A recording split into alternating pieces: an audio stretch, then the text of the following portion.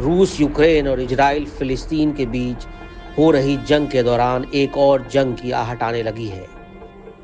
ऐसा लग रहा है कि साउथ कोरिया में राजनीतिक अस्थिरता के बीच नॉर्थ कोरिया के तानाशाह Kim Jong Un south Korea में घुसने की तैयारी कर रहे हैं।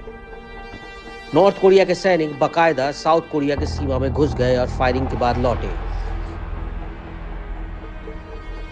नॉर्थ कोरियाई सैनिक सीमा पार कर साउथ कोरिया की ओर बढ़ने लगे, जिसके बाद साउथ कोरिया की ओर से वार्निंग फायरिंग की गई। फायरिंग के बाद नॉर्थ कोरिया के सैनिक वापस लौट आए। बताया जा रहा है कि करीब 10 सैनिकों ने सीमा पार कर साउथ कोरिया की ओर बढ़ना शुरू कर दिया था।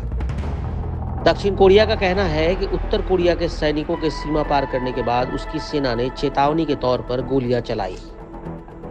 सेना ने कहा कि दक्षिण कोरिया की तरफ से चेतावनी देने और गोलियां चलाने के बाद उत्तर कोरिया के 10 सैनिक अपनी सीमा में लौटे। इसने कहा कि दक्षिण कोरिया उत्तर कोरियाई गतिविधियों पर कड़ी निगरानी रख रहा है। इस बीच किम जोंग उन की ऐसी तस्वीर सामने आई है कि जापान के होश उड़ गए। किम जोंग उन ने अपनी स्नाइपर गन से ऐसा निशाना लगाया कि दक्षिण कोरिया के सैनिक तक हैरान हैं। ताजा मामला स्नाइपर गन से गोली दागने का है। दरअसल किम जोंग उन एक हथियार ट्रेनिंग इंस्टीट्यूट में गए थे, जहां पर उन्होंने खुद ही स्नाइपर गन चलाने का फैसला किया। उत्तरी कोरियाई मीडिया के मुताबिक किम ने इस दौरान स्नाइपर गन से निशाना लगाया। कहा जा रहा है कि किम का निशाना अचूक था, जिसे देखकर बड़े अधिकारी भी हैरत में रह गए। कोरियाई न्यूज एजेंसी के मुताबिक किम जोंग उन ने कोरियाई पीपल्स आर्मी के उन अभियानों की मॉनिटरिंग की, जहां पर छोटे छोटे हथियारों के साथ सेना के जवानों को ट्रेनिंग दी जा रही थी। किम ने इस दौरान एक स्नाइपर गन निकाला और खुद से निशाना लगाने की बात कही। किम के आदेश को सुनते ही अधिकारियों ने स्नाइपर गन की व्यवस्था की, जिसे लेकर किम ने निशाना लगाना शुरू किया। 1-2 फायरिंग में किम निशाना लगाने में कामयाब रहे।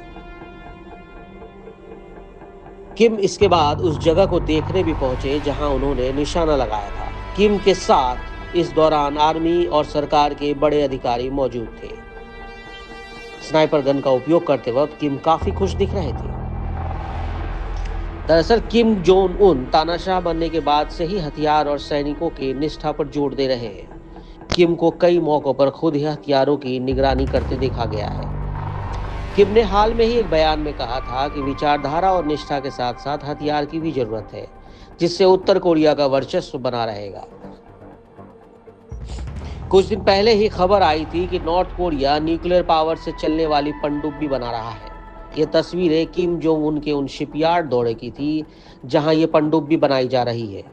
ऐसी आशंका है कि नॉर्थ कोरिया को ये पनडुब्बी बनाने के लिए रूस ने तकनीकी मदद दी होगी। तस्वीरों के साथ दी गई जानकारी में पनडुब्बी को nuclear powered strategic guided missile submarine बताया गया। कोरिया की सेंट्रल न्यूज एजेंसी ने सबमरीन के बारे में जानकारी तो नहीं दी, लेकिन इतना बताया कि किम को इसके निर्माण की पूरी जानकारी है।